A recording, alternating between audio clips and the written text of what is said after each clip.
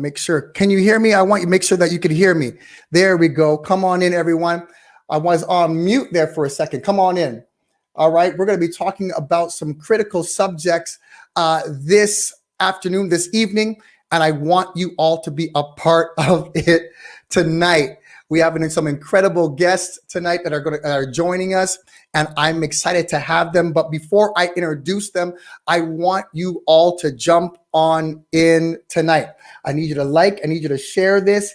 We're going to be talking vaccine tonight. We're talking vaccine tonight. So come on through. If you are feeling a little bit trepidatious about this season, about the virus itself, and about the vaccine that is the vaccines that are coming out, I want you to chime in tonight, share it with somebody. Perhaps you have a senior, you're in a vulnerable sector, you're working in a vulnerable sector. I want you to jump in and share this today. Perhaps you're in the Carlington area. We want you, Carlington, Caldwell area. We want you to jump on in because we have a very special guest that you know that covers your region that I will introduce in a moment. We will introduce throughout this show, throughout this broadcast. And so listen, I'm giving you a few more moments. Tell me, say hello as you come on in. I'm going to put the comments up. Say hello wherever you're coming in from, wherever you're chiming in from. I want to hear from you. I want to hear from you. Come on in wherever you are tuning in from and share this tonight. We have a lot of information that we want to put out. And we have some incredible, as I mentioned, incredible professionals that are ready and poised and positioned to talk to you about the vaccine. All right. And so as you are tuning in, I want you to get your pencils ready, your pens ready, your devices ready. You can make comments on there and literally perhaps we will address something ahead of time that you have a concern about. But if you want to make a comment, we are going to be looking at those comments at the same time. Listen, I want to introduce my panel as we speak, as we have this community forum on the vaccine. We want to talk about the facts tonight.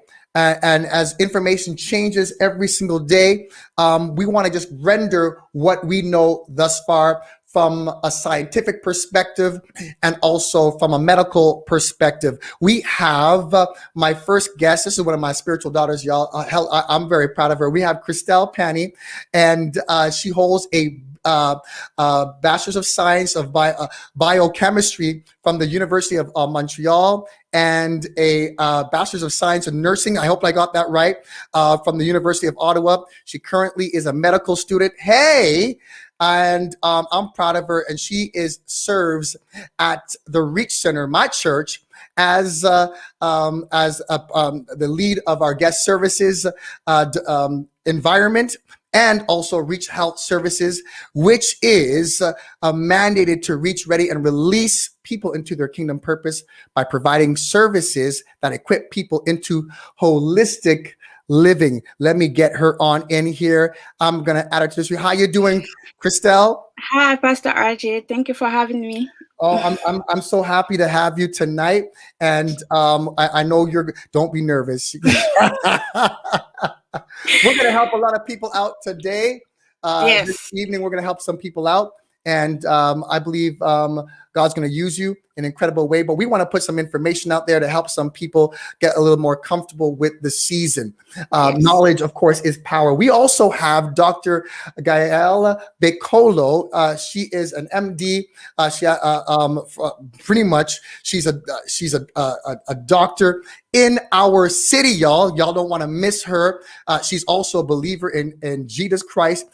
She graduated as a medical doctor from the University of Montreal and came to Ottawa for her residency in family medicine. Since then, she's worked at the Montfort Hospital. She's working at the Montfort Hospital and with the Clarence Rockland Family Health Team. She also is affiliated with the Faculty of Medicine of the University of Ottawa for teaching and research. Outside her work, Dr. Becolo sings. She's talented. She sings in the choir and enjoys swimming. Just to get to know her a little bit more, she also is a very caring and devoted person. I know that for a fact. Let us welcome Dr. Gael. Come on in. How are you? Hey, thank you for this vibrant presentation, RJ. You know, I go big or go home. God bless you. Good to have you. Looking forward to hearing from you. And we also have, and I'm going to get myself in trouble because this is a wonderful woman of God that I've come to meet over the last couple of days, Mrs. Nadia Nemshara. Hopefully I got that right. She's going to correct me when she comes, when I bring her in. She is also a believer. They're all believers of the Lord Jesus Christ. We thank God for these incredible women of God. She received her Bachelor's of Science in Nursing in 2014. And y'all correct me if I got something wrong, y'all. Y'all are too smart for me. From the Laurentian University in Sudbury, Ontario, originally from Rwanda, lived in Toronto. She decided to come to work in Ottawa, where she now resides. She currently works at the Montfort Hospital in the medicine surgery unit, as well as a float in the emergency unit and the intensive care unit. They're all over the place. They just working in this season. Nadia has a heart for Jesus, and it shows in all her interactions with people. She's always ready to help others, and of course her patience and presents and it's present in everything that she does, including with her family and her friends. She's a devoted wife and a caring mama. We welcome Nadia. Come on in. How are you doing? Hey. Good to have you today. I'm excited to have all of you. Listen, get ready. We're going to go in like crazy. We're going to go in like crazy. We're going to be rendering, first of all, a quick presentation over the vaccine, how vaccines work overall, and how the vaccine works, and how the virus, how it works in tandem with the virus and all that stuff. We want to see what are you injecting into me right now? Some of you may have some questions, may be concerned about some things. And tonight we're not here to try to sway you in any form or fashion to take the vaccine or not to take the vaccine. So we're throwing conspiracy theories out the window. Of course, there's information that will be given to you where you could, and places where you could research for yourself. But we want to give you the basic understanding of not only the vaccine, but this virus and how it works. And there's about 5 vaccines out right now. And we want you to be fully aware of what's going on. And so, Christelle, can you just start this conversation tonight? The tensions are high in this season. Yes, Pastor RJ. Whatever you have to say, can you just start us off by just giving us some information on the vaccine and the virus as a whole? Yes, first of all, I want to say thank you to everyone who is coming in to watch this presentation today. So before we talk about the COVID vaccine itself, we need to know why we vaccinate in general. Yeah. And we generally vaccinate to prevent a disease.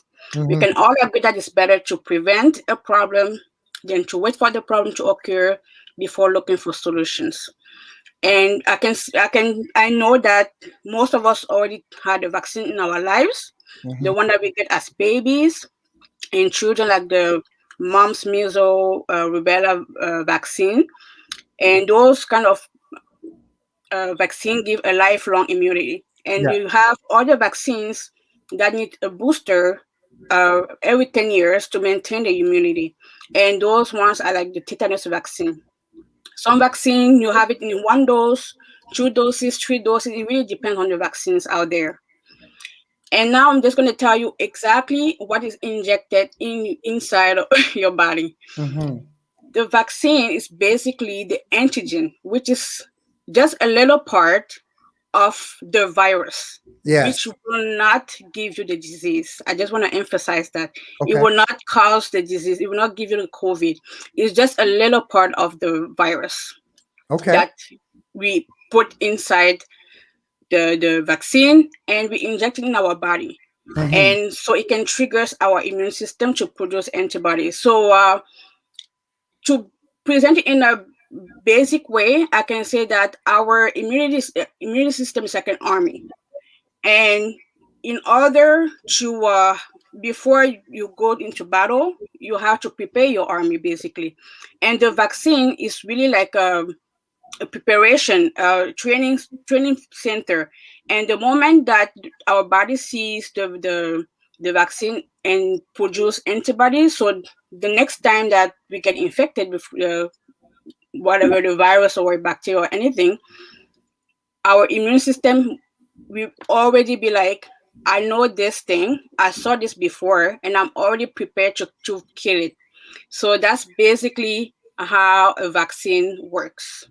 Okay, amazing. And so literally break that down. So it takes the explain the antigen there. Explain that part right there. How that works, because some people, like, we have people that were already nervous about about the flu shot. People are not even trying to get the flu shot right now. And so, they're saying, well, maybe you were taking, the flu, injecting me with the flu to heal me from the flu.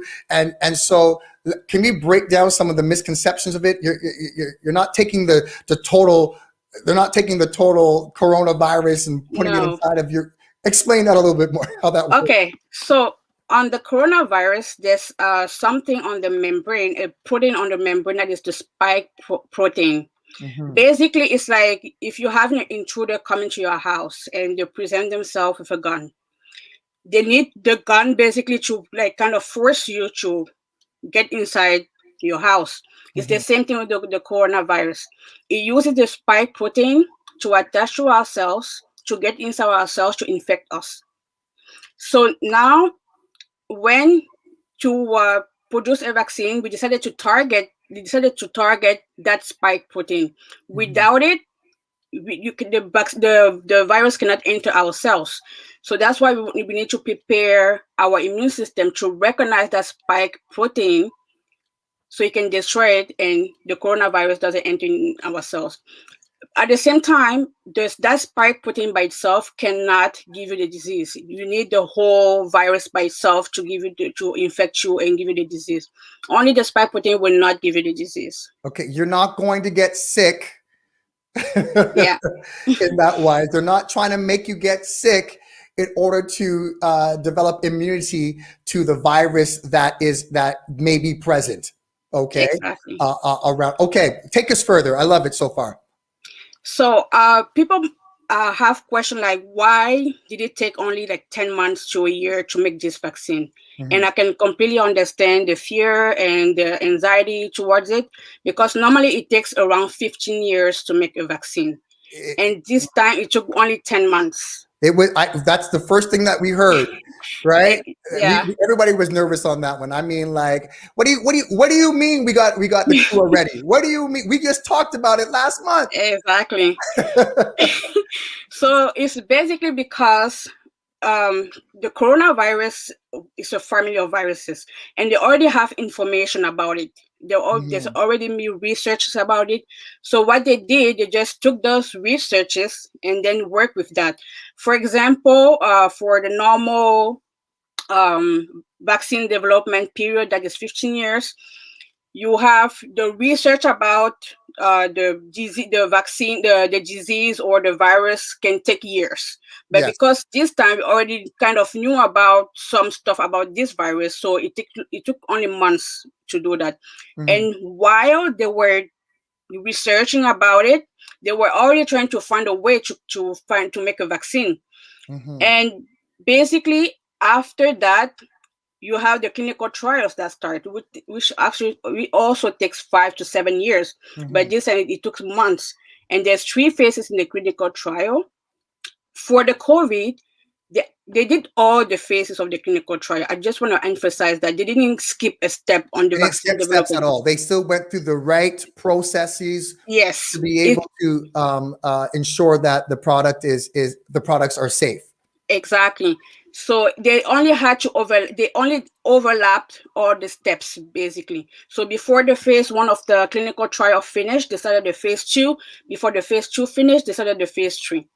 So that's why we had a vaccine this early. And we also have to remember, in the vaccine development, they have to be approved by all the regulatory agencies to be able to produce and to vaccinate people.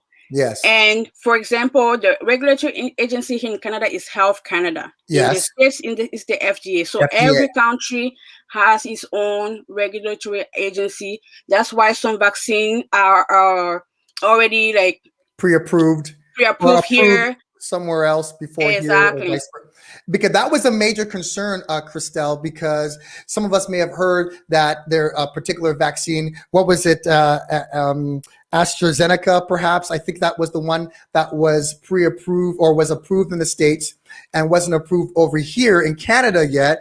And then so people would have been starting to ask, well, how come it's been approved? And is there something wrong with it? Or why is it have been approved and it's not approved here? What are they hiding?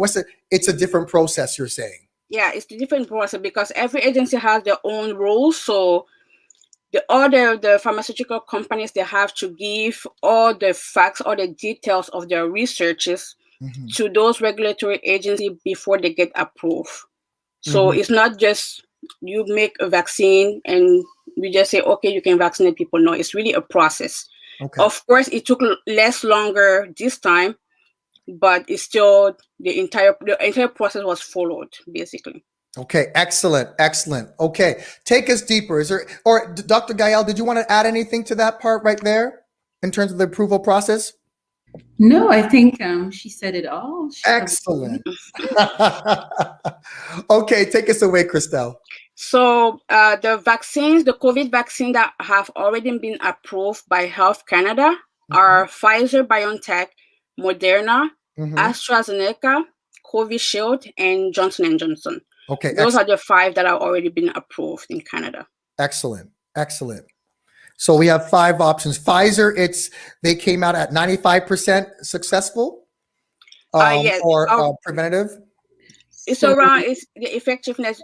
Dr. Gael can tell you about the effectiveness of the vaccine. Yeah. So in terms of the effectiveness, so initially in the first result that they presented the effectiveness in terms of preventing illness, right? Yeah. So let's say that so preventing people who will be symptomatic from the disease. And so what Pfizer the number that Pfizer got was 95% at preventing symptomatic illness. Okay. In terms of Moderna, it was 94%, and AstraZeneca was around 7.4%. So that was after completing the full immunization schedule, so the 2 doses. Now we are, so one of the questions that remains though is, how good is it at preventing transmission, right? So we know since the beginning of the pandemic that, we have asymptomatic carriers. The implications of that are not clear yet, but we know that they are there. And, there's a possibility that, we suspect that they're still able to pass it on. Although they are not symptomatic, they can still pass it on. Okay. And so the question remains on how good the vaccines are at preventing transmission. Okay. So studies are on the way in that regard. So one of the good things is that we have the example of Israel, which has been able to immunize a large portion of their population. Yes. And a study was done, and I think was released actually not too long ago, a few weeks ago. And it was a medical center in Israeli, and they showed that one of the preliminary results is that they had a 75% prevention of transmission after the first dose. So, these are some preliminary results. There's also a study in England that showed something similar, of 85% of preventing transmission. I think we still need to keep an eye because this is just a start. And as time goes by, we will get more information and studies on vaccine efficacy in preventing transmission, right? But yeah, we know that. So you still have to wear your masks even though you got the vaccine. Okay, still, Exactly. still, still be safe. Still, matter of fact, y'all should have been y'all should have been washing your hands before anyhow, right? Oh, do all those things still. Just because you got your vaccine is still not a free pass for us to be careless in any form or fashion, and it could still be. And please correct me if I'm wrong. It could possibly still be um, in your body, but may not, necessarily, obviously it's not going to maybe harm you because of the vaccine, but it could be transmissible if we're not properly, taking those precautions, washing your hands, of course, wearing that mask consistently, and staying the 2 meters apart. I think that we should still keep that into practice. Am I missing anything else on that area? No, no, I think you said it all. To prevent transmission, mask and the social distancing is a must. Yeah. Okay, excellent. Christelle, where are we so far? Did you give us everything? You still got some more for us? Yes, the vaccine. I'm going to talk about the vaccines are already approved. Okay. We have Pfizer BioNTech vaccine Okay. and Moderna vaccines that works pretty much the same way. Those are RNA vaccines. Basically, they use the RNA of the spike protein that I talked about before to make the vaccines. And the way it works is okay, hold on. Okay, you're too smart for me. Okay, listen. Explain the mRNA. What is that? Y'all told me something about a script, okay, last night. Explain what that is. Dr. Gail can tell you about the script. So, I mean, as Christelle started explaining, so basically, the technology that is used by Pfizer and Moderna is encrypting the protein in a script. So that script is that mRNA genetic material that is injected. And it's a nanoparticle simply because that's a small size that allows it to be recognized. It's a size that's comparable to a virus so that the body kind of recognizes it. And then it arrives into a cell. And then afterwards, that cell will take that script and we'll start making that spike protein. Once it makes it, that script is discarded. Right? Got you. So you're I don't want to make light of this, but the things that we hear, the amount of things I get on my inbox, information, you're not going to grow another limb. You're not going to mutate into something. It's funny, but not funny. Right? Because there's so much misinformation that goes on out there where, they're cloning people and whatnot. This is not the X-Men. Please, this is people's lives. This is serious. And we need to understand that, that is not the intention here. You're getting a little script. They're taking a little script of the virus itself so that your body, your immune system can recognize what is trying to fight. And Christelle, you mentioned that in the beginning of the war. I almost got excited when you were explaining this to me last night. It's almost like when you're going to battle, you got to know your enemy, right? And so when the enemy comes in, it's recognizable to your bloodstream or to your it's recognizable to your immune system, so that your immune system can now rise up and begin to fight. Exactly. That's exactly how it works. And yeah, so that's how all the vaccines works in general. Okay. So the Pfizer, like Dr. Gail already explained, like how it enters our body and everything.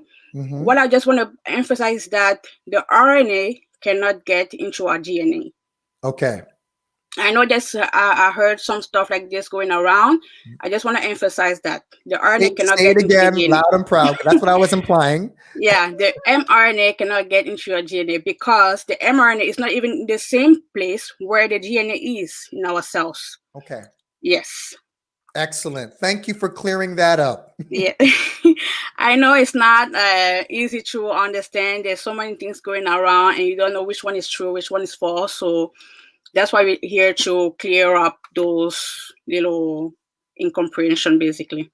Excellent. Listen, if you haven't already, please share this broadcast. We're talking vaccine. We're having a community forum on the vaccine, facts on the vaccine. I need you to share this with somebody.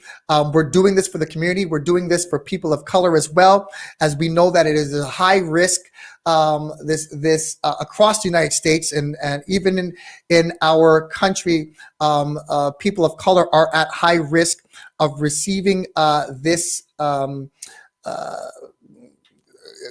this virus, and we want to make sure that we are fully aware of how to treat it. We know there's historical atrocities that have taken place that's causing people of color to be afraid of trusting vaccines. There's been experiments on us, even towards our First Nations family and friends.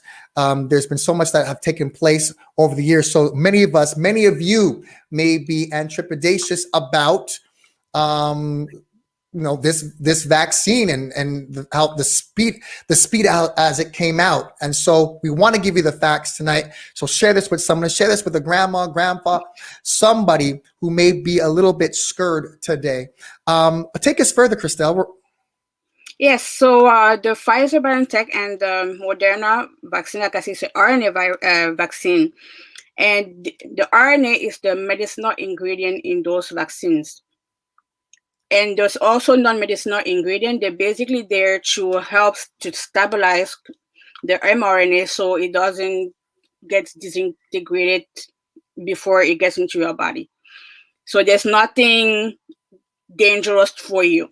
Like, for example, one non-medicinal ingredient is the PEG, which is a medicine that we usually take for constipation. So, for example, and that's why if you made a reaction to the PEG, for example, they might not give you the vaccine because this contraindicated to anyone that has reacted to either the active substance of the vaccine or any ingredient of the vaccine in general. Okay, excellent. And the two vaccines, Moderna and Pfizer, they are given into a series of 2 doses, which are 21 days apart. And it's an intramuscular injection. And I know for a fact that Nadia already had her first dose of the Pfizer vaccine. So she can tell us what she Nadia, she felt about it.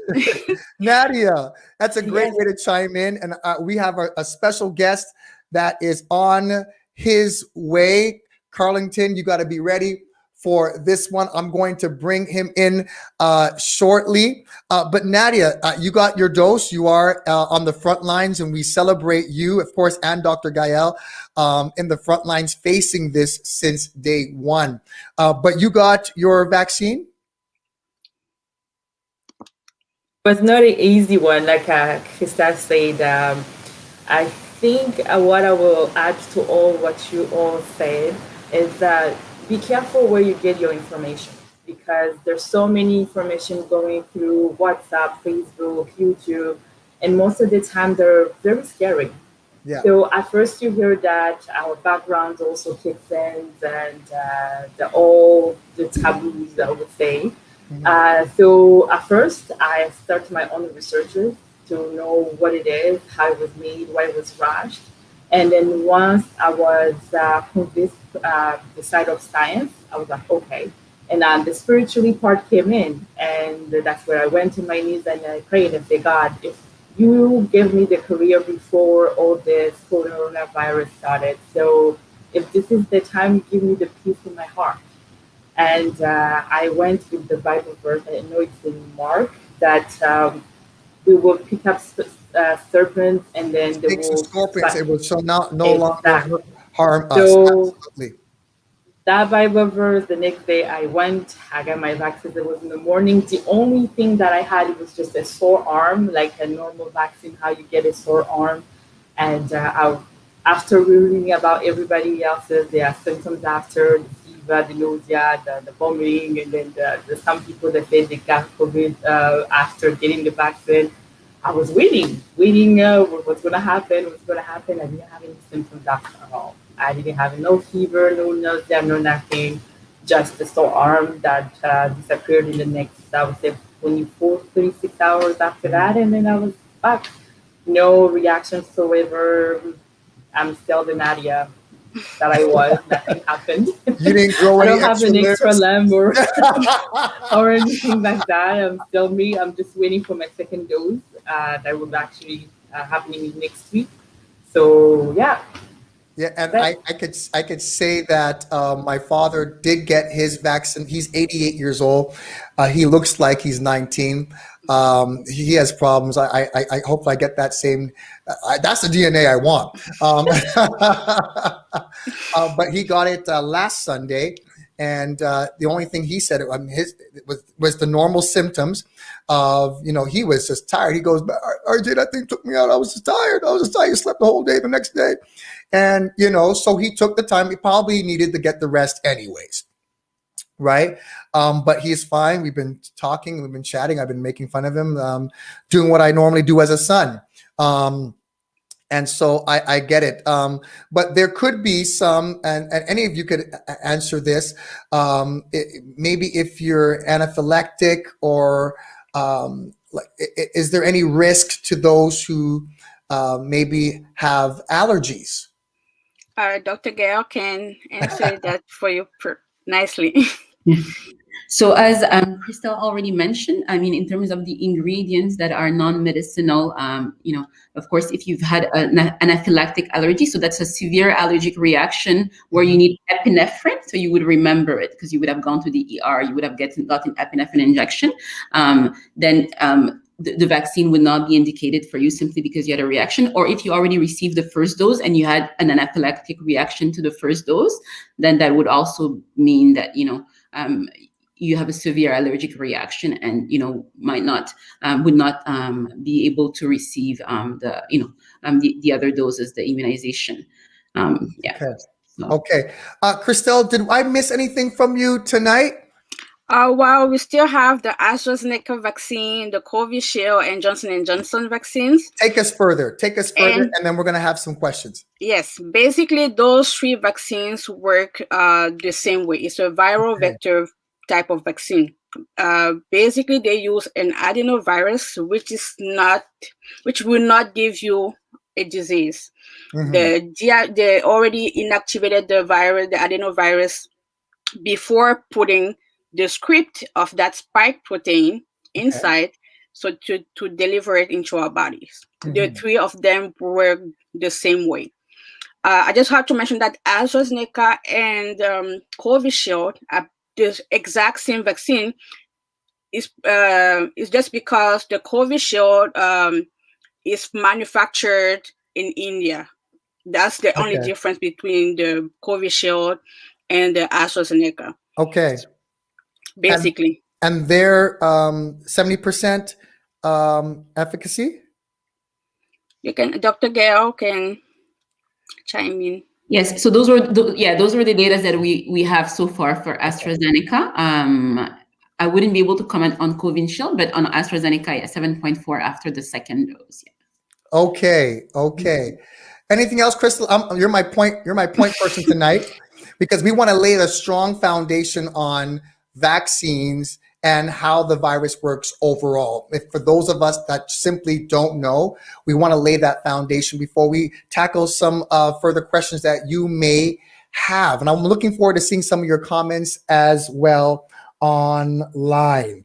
All right. Crystal, is there anything else that we missed? Did I miss something? Did you miss something? Yes. For example, the Johnson & Johnson vaccine is only one dose compared to the others. Okay. So that one will be only one dose, and that's it. It has been approved, but it has not been delivered yet in Canada. Okay. And AstraZeneca and Covishield, they're basically 2 doses of the others, but I know there's a lot of caution with those vaccines, because it can give you thrombosis, which are basically blood clots in your blood vessels. Okay. And today, in the news, it was saying that the provinces in Canada have decided to pause the vaccination of the AstraZeneca to 55 years and older and younger. Sorry. Mhm. And that sometimes can make people feel a little nervous. Why are you pausing? You just told us it works. Does it work or not work? Please understand we need to be patient as well. It's hard to say that in the middle of a pandemic where we've been locked up. Please be patient. Like, what are you talking about? But we're also it's like the whole world is in a laboratory right now. It's ongoing experiment. Dare I say that? But the reality is that there are still some factors that we don't know, that we're still researching. And so what we do know is what we do know, and that's what we present at this moment. Sometimes we just got to give it a week or so, and then we'll find out the further information as the data unfolds. Listen, what I want to do is I want to bring in a good friend of mine, individual I've been working with for a few years now in the Carlington and Caldwell area. We have Counselor Riley Brockington, and I want you to know that he's now serving his second term as the River Ward counselor. And during this term, Riley serves as a member of the planning committee. My goodness, watch this. He serves as a planning in the planning committee, environment committee, transit commission, Ottawa Public Library Board, and Built Heritage Subcommittee. And in late 2018, his peers on city council appointed him to be the city's representative on the Association of Municipalities of Ontario for a two-year term. And in April 19, 2019, he was appointed to be council's representative on the Canadian Capital City Organization. Welcome, Councillor Riley Brockington. How you doing, my friend? I'm great. Thanks for having me, Pastor RJ. And good evening, ladies, as well. I've been listening to you backstage. Thanks for the great information you're sharing with everyone. Really, really good. Thank Thank you. you. These are incredible women, educated women, and we celebrate them tonight. And they've been doing such a wonderful job. I didn't want to get you on here too early because we want to render the balance between the science and also the community.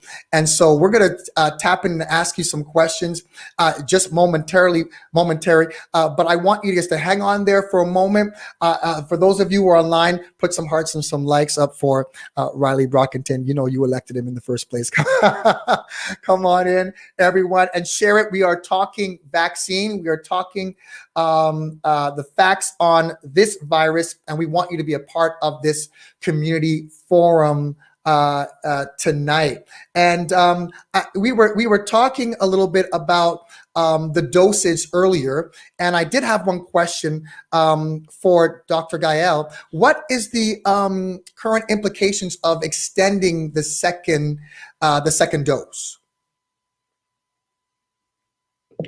So currently, we know that in their product monograph, so the Pfizer, the second dose was meant to be given at week 3, so day 21.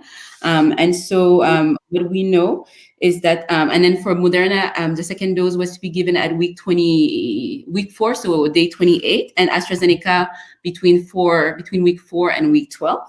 So we know that the efficacy after the first dose is dynamic, right? So it's not a plateau. We know that it follows a pattern where after 2 weeks after receiving the vaccine, you reach 92%, and then it stays there.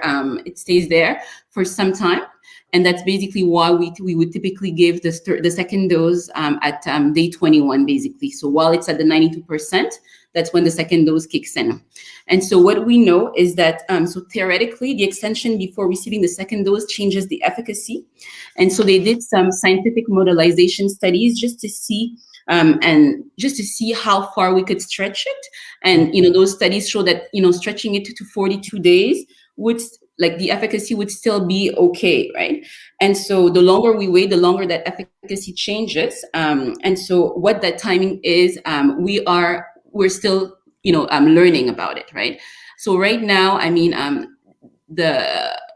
we want to increase access to the vaccine as much as possible, right? And so, with that in mind, because we're still in the context of limited supply, having one dose to as many people as possible is what has been. It's a strategy that has been adopted at this point. I think as vaccine rollout continues and access becomes less limited, that strategy might be adapted, and so that's to follow. Yeah. This was not on the notes. Do you think it would become an inoculation every year type of thing, like the flu shot? Do you think that's where we're going? This is just hypothetical. So, I mean, since we don't know the duration of the immunity, the protection that we're receiving, if we see that it does not last, we suspect that it's more a protection, for months. How many months, we don't know. And so in that regard, a booster dose would come into play and would allow us to stretch that duration, right? Because we don't want to have any bursts of, how do you call that again? Of like eclosions, here and there throughout. We want to be able to maintain the protection that we've acquired through the first and second dose. Okay, so in other words, y'all, don't wait too long. Don't take the risk. Stick to the schedule. Is that what you would recommend? Because you just don't know. You said that the efficacy could possibly, so far it's good on towards that 40-day mark. But we don't know how long it is after that. It's just the research hasn't shown anything as of yet. You just recommend to take the second dose when you're supposed to take the second dose. Yes, exactly. And it will depend on the strategy, on the local strategy, the governmental strategy that's in place for your age group, right? Yeah. Okay, excellent. Now, if you're an expecting mama, you're with child right now, how safe is it for you while you are carrying your little one? So to answer that question, I think it's a complex question, right? Because studies are not typically done on pregnant women. That's the case for medication, for other vaccines. And so, this one is no exception, especially considering that, we're looking at a story that started a year ago, right? Yeah. So, we can't say more than what's been happening in the last year. And so we need to look at three aspects, right? So we need to look at the risk of COVID-19 itself. We need to look at the risk of a vaccine, the mRNA technology, and then we need to look at benefits of the vaccine. So in terms of the risk of the COVID-19 in a pregnant woman, what we know is that, about 10% of women who have COVID-19, most people will have, mild to moderate symptom, but 10% will need to be in a hospital. And 2 to 4% will need intensive care. So that's a very big deal because the average pregnant woman will not go into intensive care. And so because of that, what we know is that there's increased morbidity, increased sickness in pregnancy in pregnant women who get COVID. So that's what we know. And then now in terms of the mRNA vaccine, those are theorized knowledge, from what we know. So what we know is that the mRNA does not go, studies do not suggest, with the knowledge that we have, they don't suggest that it goes into the placenta. So that's not a case. And we also know that the mRNA gets degraded, as Christelle explained, it gets degraded. And then that the other ingredients are safe in pregnancy. So the PEG is something that, a lot of people have gotten to take. It's not something that's, anything very fancy. And then the other elements are, are salt and, sugar. So it's not something that is known to be toxic in any ways or form at this point at all. Yeah. Gotcha. And so then the other thing that we need to take into consideration is the practical general risk associated to vaccination in pregnancy. And so, as already mentioned, there's the adverse effect that Christelle mentioned, that are present in the general population. And then there's also the fact that we know that, 1% of people who get the vaccine will get a fever, and a sustained fever in pregnancy can cause a sustained fever in the first trimester, so until week 12, can cause some malformation and miscarriage, but that's just the fact of having a fever. So whether it's a fever because you have COVID-19 itself, or whether it's a fever because you have another infection, that's just the fever itself that increases that risk. So it's not related to the vaccine specifically. So one of the things, though, that we need to put into consideration, as I already said, is that we don't have we don't have the data in terms of safety and in terms of efficacy, specifically in pregnant women. So we don't know whether the vaccine works as well in pregnancy or whether there are unique downsides in pregnancy. So we don't have that information. So one of the things that we have to look for, though, is that in those studies that were done by Pfizer and Moderna, so some women got pregnant. Some women who participated to it, they weren't pregnant during the trial, but after that they got pregnant. We have about 40 of them, about 30 of them. And so in the coming months, in the coming weeks, we'll get more information as to how are those women who got pregnant after participating, after doing the phase 3 trial, how is the pregnancy going? And another thing to look out for is also the fact that they're doing, the developmental and reproductive studies, toxicities on animals, Moderna and Pfizer. Okay. And so those results are coming out as well, right? Yeah. Okay, excellent. I that's a lot to take in, but I need y'all could go back on the broadcast. I need you to take that in, right? Take it in. There, it is safe so far. There has not been any transference of the coronavirus that has gone through the placenta or into the DNA of the baby, right? That we've seen so far. And again, so far, based on those who took the trial studies and took that vaccine and got pregnant afterwards, there has not been any research to or signs to show that the baby had been affected in any negative ways from the mother who had received the vaccine. Okay, so that is good so far. So good. I want to bring in Councillor Riley to talk about the rollout so far, and we'll piggyback towards talking about that variant, because that's another scary thing going on. But Councillor, how are we doing regarding our citywide rollout of the vaccines? And maybe you could explain a little bit of the ages. And as you know, as of today, yesterday, there's been also some changes. I believe it was to the AstraZeneca. I believe that was mentioned earlier, to the age that are permitted to receive it and so forth. I believe they did not recommend under 50 to receive it for some reason. But can you give us an understanding of what's been going on citywide so far? Sure. Thanks again for having me. So things are finally, picking up in the city of Ottawa. And let's just be clear, 3 levels of government are engaged at the moment. So the federal government procures and acquires the vaccines from the international companies who produce them. They buy them and they're shipped to Canada. And the Canadian government distributes them to provinces and territories based on per capita population. So there's no favorites. Everyone, province and territories, are getting vaccines based on, like I said, a per population distribution. And once received in Ontario, it's the same thing. They distribute, it's supposed to be per capita, to the public health units that are across Ontario. And so in Ottawa, we get our shipments on a weekly basis. And in Ottawa, we have triaged who gets it. So, in December, January, it was the most critical. That the statistics have said age is the #1 risk factor for people with COVID, or to, the negative impacts of death and possible hospitalization. So it was people in long-term care homes and other congregate living seniors homes. They were first. The employees, health professionals that face the public, work with the public, were prioritized as well. And then once those folks in those congregate living buildings were inoculated or vaccinated, it went by age. So there was the 90 plus call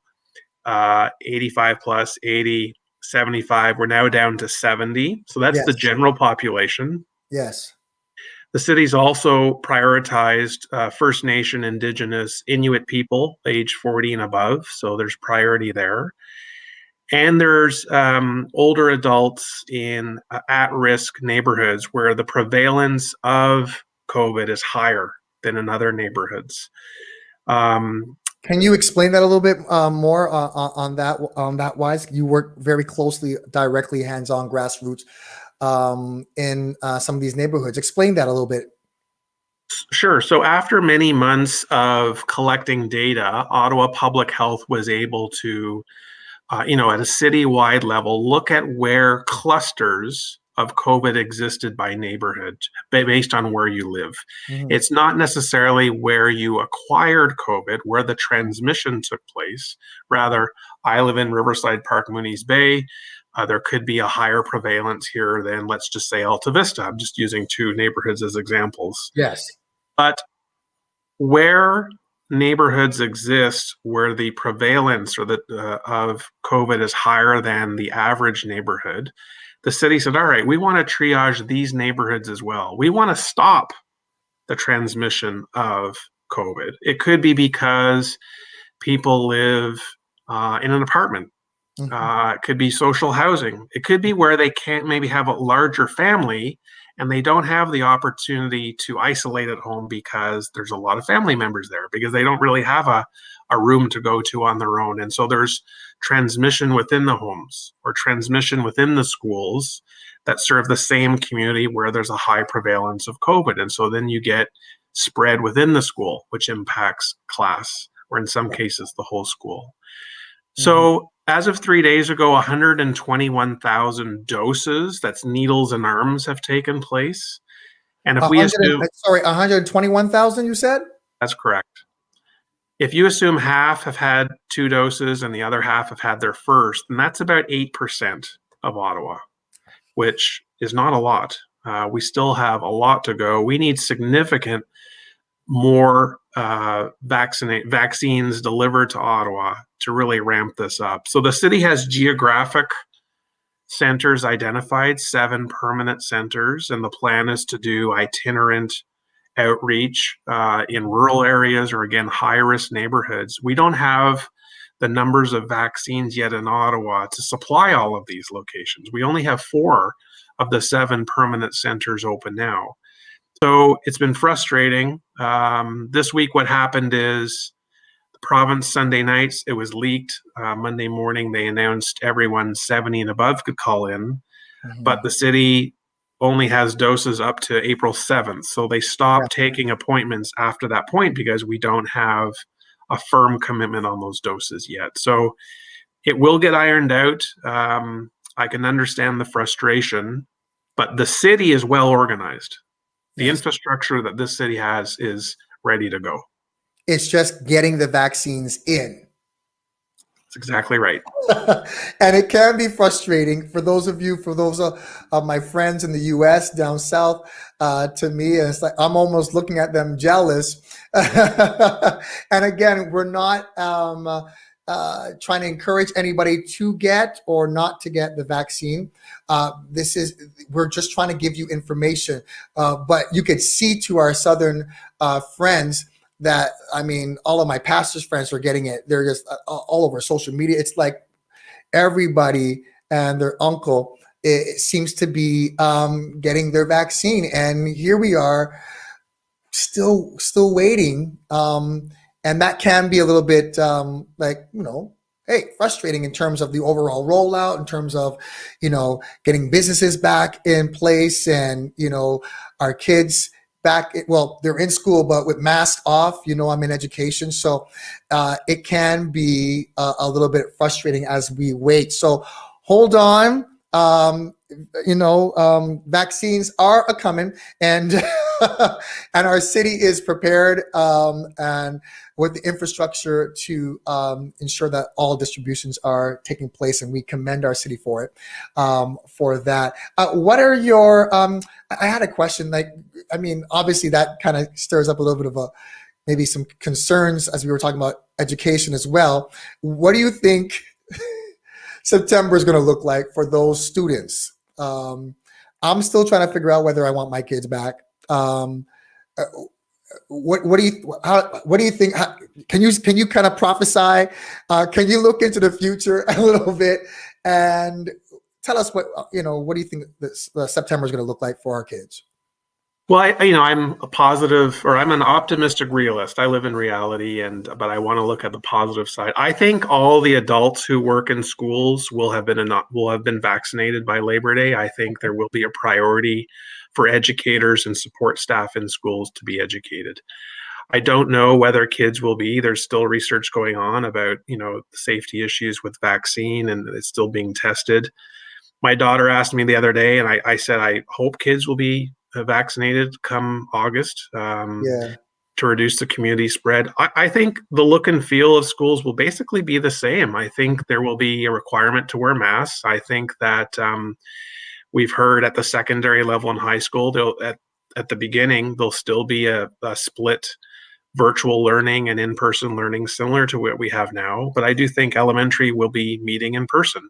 Okay. And we've just really got to get the adults vaccinated to reduce COVID transmission. And then there has to be a vaccine that's proven safe for the kids. So a rollout and a campaign for people 18 and under can take place as well. Okay. That sounds great. That sounds amazing. I have a controversial question. And I know, Nadia, you may have to leave soon. And I'm going to get you to chime in a moment. But I may have a controversial question. There's a lot of people of faith who may feel that the vaccine maybe, has some religious implications. But would we, are we forced, if I don't feel comfortable taking the vaccine, I was talking to some family members and they just don't feel comfortable. Would they be forced to take the vaccine? Give us your thoughts on that. Can you unpack that a little bit? Is that for Nadia or myself? For yourself, Riley. Sorry, okay. I'm going to get Nadia right after you. Thought I could pass it to her. At this time, the COVID vaccine is not mandatory for anyone. All persons who live in, congregate living situations, they've taken it in very high percentages, which is great to see. Certainly, they're the most at risk of death or hospitalization. Even the staff that work with them, it's not mandatory. And right now, it's all voluntary. There's been some murmurs, some talk about whether it would be mandatory for children to come to school. It's just when you register for school, certain vaccinations are a requirement to come to school. But at this time, Pastor, there's nothing that I've read or seen that there's any serious discussion about making it mandatory. What we need, though, is you need herd immunity. You need a high percentage of people in the general population to get the vaccine if you want to stop spread. Similar to a flu in the spring, once flu numbers go down in the general population, there's a less risk of it transmitting between people. We need people to put on that COVID shield once you've got vaccinated so you don't spread it when you go out into the public. It's just that simple. I got you. I got a comment online. Anne-Marie said it. I'm with you, Pastor R.G. McEwen. I don't feel comfortable taking it at this moment. I'm happy it's voluntary and not mandatory. Thank you for your comments. And it's just transparent.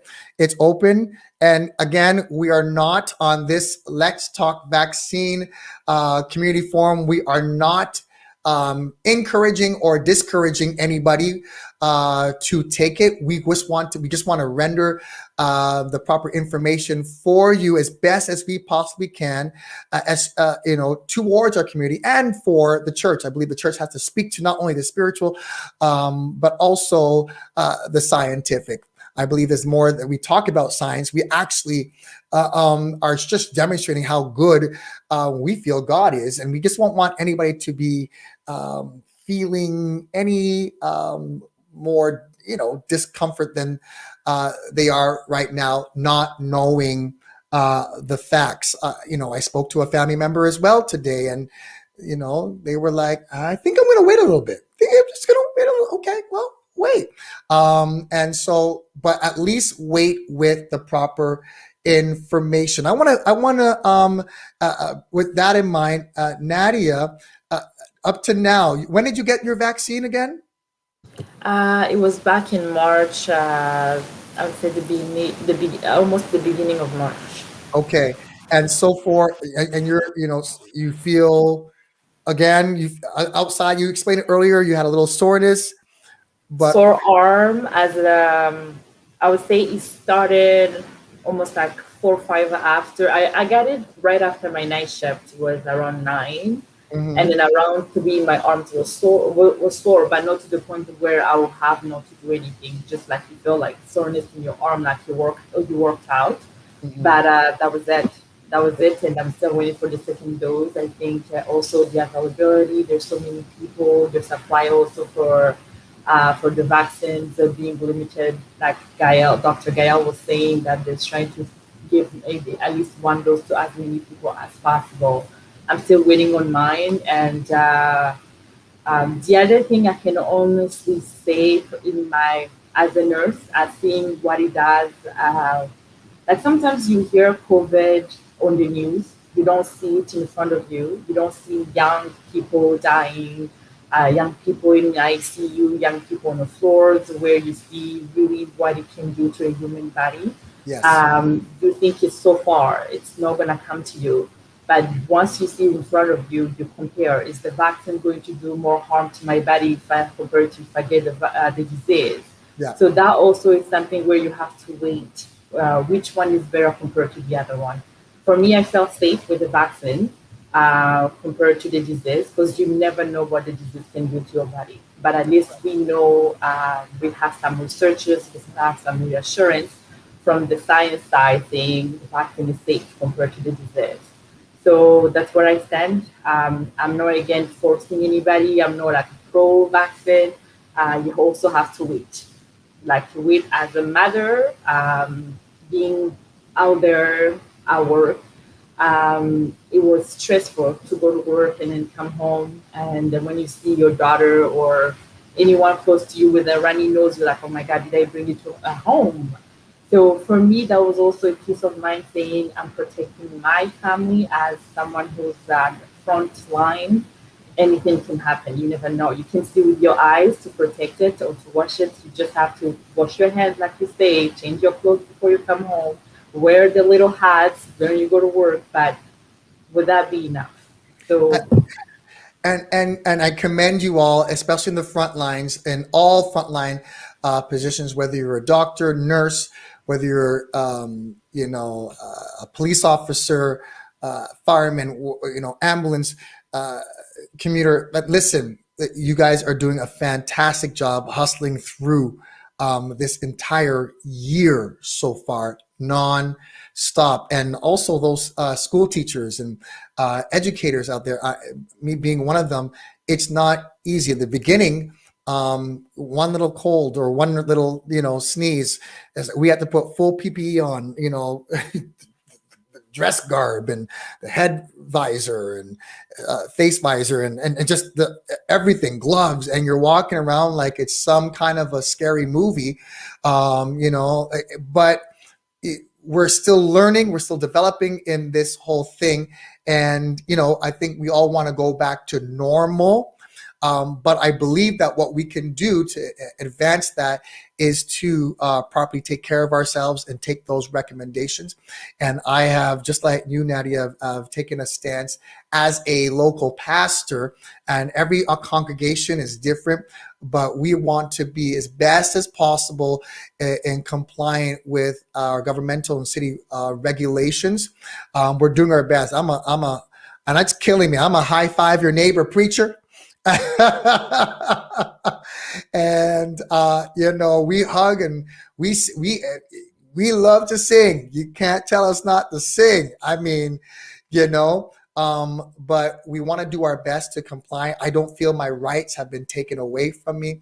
I think when your rights are taken away from you, you will know it. But but I want to make sure the people that I pastor, I want to make sure that their lives, their health is a priority.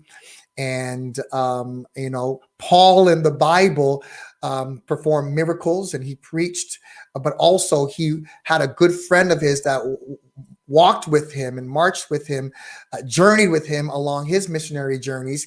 And he was a doctor. His name was Apostle Luke.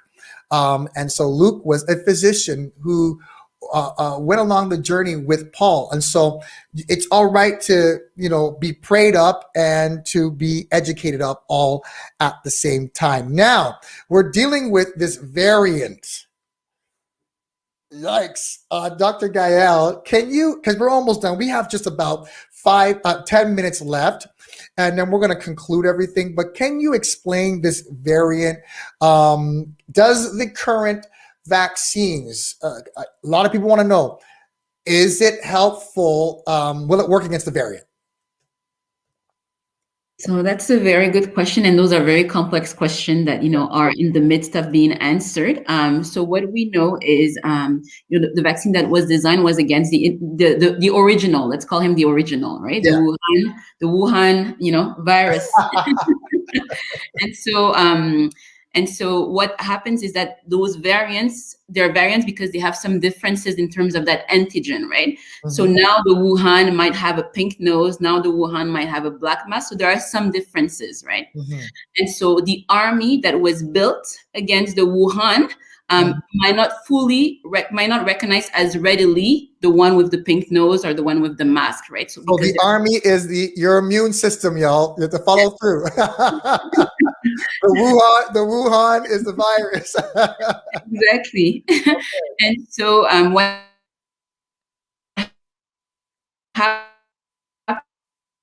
happens is, although as opposed to immune system has never the Wuhan, you know, had never encountered the vaccine. Whenever it meets the variant, then of course it's completely new. The fact that it has already been introduced to the vaccine and therefore to the Wuhan, then it will recognize it to some degree, but not to the same degree as the Wuhan. So what we do see is that, you know, there are some changes in efficacy in regards to the variants. Of course, you know, Moderna and Pfizer are looking for ways to address that, and some have speculated that they might have a third booster dose in order to release, you know, fortify your immune system so that, you know, the efficacy change that we see with 2 doses is palliated, you know, is overcome. Yeah. Okay, so after 1 dose, let's go back a bit. And we somewhat answered a little bit, but after 1 dose, because we talked about the duration, would we be, you know, would that protect against, you know, can 1 dose do it all, really? So 1 dose can protect you for a certain period of time, but we do know that there's a reason for the second dose, right? Okay. There's a reason for the second dose in order to boost your initial response and to maintain it, right? Mm-hmm. And that's why it's there. So 2 doses is the goal. 1 dose, so it's all a matter of window of opportunity, right? 1 dose gets you so far, and, you know, once we know that, you know, our window of opportunity is decreasing, then that's when the second dose needs to be introduced. Right. Okay, now I'm going to rapid fire now. Rapid fire. The efficacy of the AstraZeneca vaccine is low compared to others. Should I prioritize the other ones instead of that one? I mean, with the vaccination campaign, as we see it being rolled out right now, it's they decide on how it's distributed, right? At this point in time. So right now, the latest recommendation that we have as of yesterday with the AstraZeneca is that, you know, it's paused for people who are 55 years and over until they complete the current investigations in regards to the reaction that were observed in Germany and in other countries in Europe. You know, and so there are so many factors into play right now. Yeah. that it's not a simple question. So let's wait for anybody who's below 55. Let's wait for them to reveal the results of those investigations. You know, I think that's the Lovely. approach. One more question on that, Wise. We're almost done. I've enjoyed myself tremendously. I feel smarter just being in the same virtual room with you all. I really feel I have a doctorate at this point. Y'all were like, no, y'all didn't work. You didn't put in them like 10 years. Okay. Listen. Let me see here. What group of people are exempt from receiving the vaccine? Is there a group that's exempt? You know, so we have to look in the midst of the risk of having COVID. We always have to look at those two things, right? As Nadia already explained, you know, we know the risk, we know the consequences and the complications that, you know, that follow. And it's in the midst of those, you know, in that environment, that's the environment that we're currently in, right? So the special population, as we call them usually, is, you know, pregnant ladies. So we spoke about it. So the recommendations are that, you know, pregnant women should not be withheld from receiving the vaccine, simply because we know that the COVID is a big risk for them. And then everything that we have so far, you know, there aren't specific data, but the theorized data, you know, would suggest that it would be safe, right? Okay.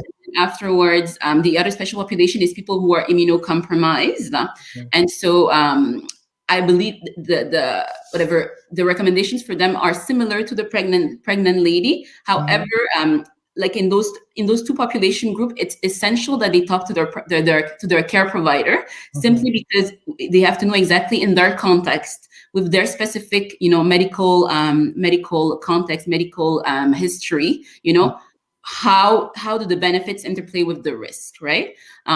It's not a live vaccine, and so usually the increased risk that we see in terms of vaccinations usually have to do with live vaccines, right? Because if your immune system, then, you know, there's a question there, right? Okay. So Linda Martino, how are you doing, Linda? She's online. And we did answer this, but just to make sure, she asked, how long is the one dose effective? And why I'm reading this. And why do you need two shots? She's a little bit uncertain. We kind of answered that a little bit. You can look at the broadcast again, but can you at least can we give her the length? I believe it was 40 days so far that we are aware of that one dose can, is effective. Can you unpack that a little bit more? Yes. Yeah. So basically, they looked at a model and they found that, you know, 42 weeks, the efficacy should be still okay, right? But all of this interplays with the limited access to the vaccine right now, and vaccinating and reaching that immunity, community immunity, that herd immunity that our CDE counselor spoke about, you know. Yes. And so that comes into play. And then the second dose is necessary in order to boost that first dose, because we have not reached the final peak, and to maintain it for so that it lasts longer, right? Okay. Yeah. I think I said 42 days. 40 days. Yes. For the 42 weeks that first dose.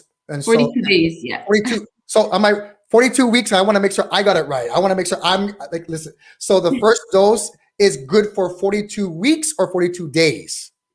So what we know so far is that at 42 days, so it's 6 weeks, the efficacy is still good. You know, we're still learning what it means to extend it further. But there's a priority of covering as many people as possible to reach that community immunity that will prevent transmission as well, right?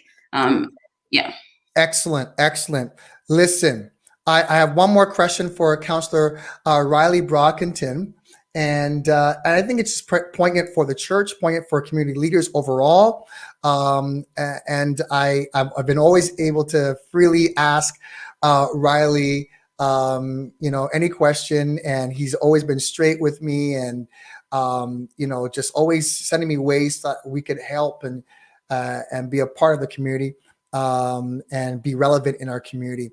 So Riley, how can we help? How can we help our community, our communities recover even after this season? From the effects of this season, because now I'm starting to look forward. I want to look, there's a scripture, there's a Bible verse that says, write the vision and make it plain that those who read it can run with it. And so how can we help in the recovery emotionally, whatever, holistically going forward?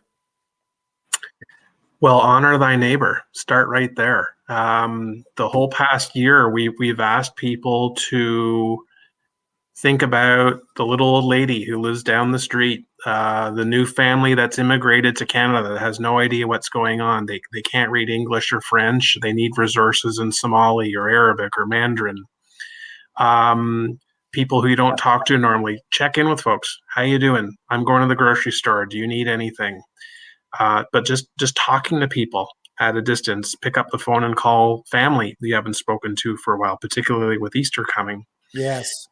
I think as we come out and we're not going to go from one side to the other overnight. As Dr. Etches at Ottawa Public Health says, there's going to be a gradual easing up of restrictions. You come out of red to orange, and orange will go to yellow, and yellow will go to green, and eventually the mask will come off, and you can gather with a lot more people than 5 or 10. But I think, we have to bring people together, and church is very good for that. It's about community, not just spiritually every day on your own, but together in person. As you said, you're a high fiver, you're a hugger, and it's been very difficult. I want my people back, Riley. I want my people back. But we've grandparents haven't hugged grandchildren. I haven't seen my dad physically in over a year, and he lives right here in the city. And so it is disheartening. But you're right. We got to stay connected. I thank God for our Reach Care Department environment at our church and our health services team. It's made a difference. But you're right. We need to. I almost leapt through the screen when you said, love your neighbor. You started preaching right there. Well, that's where it starts. That's where it starts. It's the person next door. It's the person down the street. And sometimes a simple offer of, do you need me to get you some milk? Or how was your day? Really helps get people through this, which really has been a terrible experience for all of us. But we can get through this. We will get through this, and we get through it together. And people remain hopeful. And, it's okay to be apprehensive about the vaccine. It's okay to have questions. Yes, it is. It's okay to not want to jump in the pool right away. That's right. But take the time to do research, to ask questions, to get information to inform you, because we're all in this together. That's right. So it's okay to feel that mixed bag of emotions. Absolutely. And those of people who have been isolated by themselves, those seniors, those who are dealing with mental health, they're not, some people are just thriving in the isolation, but you need love too. But there's people that are just, they need someone to reach out to, and be that individual, be that person that can reach out and love somebody at another level. How can we get more information, Riley, on things that we've spoken about today? And Nadia, please, you have something to say, and then we'll close with Riley. No, to Ray say, but we have to go to work. We gotta go take care. We're closing now. Yes, it was really nice having me here, and anytime there's anything I can do to help, more than welcome to. I like this panel. I think we need to come back and do an update, maybe in the summer, to see where we've been through so far, what we've concluded by that point when more people have been inoculated. And I think it'll be a great discussion to take further. Thank you, Nadia. I know you have to chime out. It's okay. God bless you all. Stay strong and be safe. God bless you. Thank you for being with us today. Riley, where can we get further information on the vaccine and what the city's doing, where to book your appointments for your vaccine? Let us know. The Ottawa Public Health website is the go-to local information center for all of that, general information, vaccination booking. If you want data, you want to see data broken down by a whole bunch of different metrics, Ottawa Public Health, that is where I direct everyone to. That's where I get information that I share with the public. But if people want to book their appointment, testing centers, testing is just as important as the vaccines right now. If people have symptoms, if they've been in close contact, they still need to get tested. All of that information is on Ottawa Public Health website. Okay, that is excellent. Excellent. Am I missing anything, Christelle, Gael? Yeah, I wanted to add that all the information about the vaccines are also on the Health Canada website. On there, you can find the monograph of all the vaccine that details pretty much everything you need to know, from the ingredients to all the research about the side effects, and everything is all on the Health Canada website for the 5 vaccines out there. Amazing, amazing, amazing. Well, listen, thank you guys. Thank you guys so much for being with us tonight. Thank you everyone that has joined us. This was so different for me. I never thought I would have to preach about a vaccine or interview about a vaccine. But we are in unprecedented times. And I want to thank not only Nadia, who just chimed out, but I want to thank Christelle, Dr. Gael, and Councillor Riley Brockington for being with us tonight and for rendering all this information, both about the vaccine, the virus, and about our community and our city. And I want us to continue to work together, pray together. The Bible does say something very simple when it was, David's son Solomon who assumes the throne and he builds the temple. He prays and God responds. He says, if my people who are called by my name would humble themselves and pray, seek my face, turn from the wicked ways, then we will hear from heaven and I will heal the land. Continue to pray for a healing in our land, everywhere where it hurts. Continue to pray towards that. We believe and continue to believe that God can do exceedingly and abundantly above all that we could ask or think. And that is something I'm not ashamed of. And be obedient, follow through, listen, do your research, be a part of the solution, not a part of the problem. Do not fear. Do not fear, but trust. If you can't trust in a vaccine, trust God. And at the end of the day, do your research. Riley said it best, love thy neighbor as yourself. That's my 2 cents. Thank you for being with us tonight as we here at the Reach Center talked vaccine, this community forum for all of you. I hope it was edifying for you and great help. And we will see you next time. Take good care. Bye-bye. Bye.